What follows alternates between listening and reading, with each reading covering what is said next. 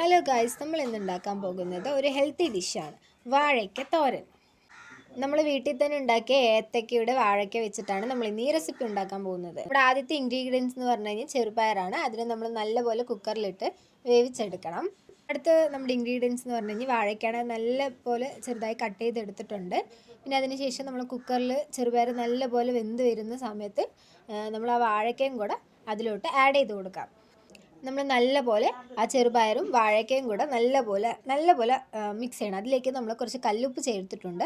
അടുത്ത കുറച്ച് പൊടിക്കൈകളാണ് മഞ്ഞൾപ്പൊടി, പച്ചമുളക് നടുക്കായിട്ട് കീറിയത് തന്നെ ഇടണം. ആരും ചെറുതായിട്ട് ഇടരുത്. അതിനുശേഷം ഇത് നല്ലപോലെ ഇളക്കി കൊടുക്കണം. കുക്കർ അടച്ച് വെച്ച് നമുക്ക് നല്ലപോലെ ഒന്ന് വേവിച്ചെടുക്കാം.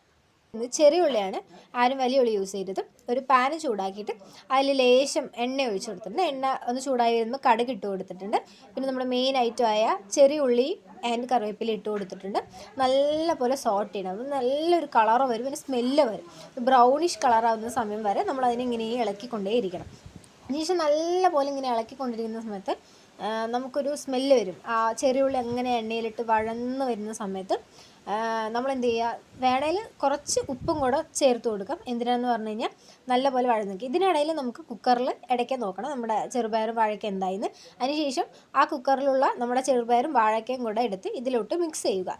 ഇത് നല്ലപോലെ മിക്സ് ചെയ്യുന്ന സമയത്ത് ആ ചെറിയ ഉള്ളിയും വാഴയ്ക്കയും ചെറുപയറും കൂടെ നല്ലപോലെ സോട്ട് ചെയ്തെടുക്കണം. ഇത്രയേ ഉള്ളൂ, നമ്മുടെ ഡിഷ് റെഡി.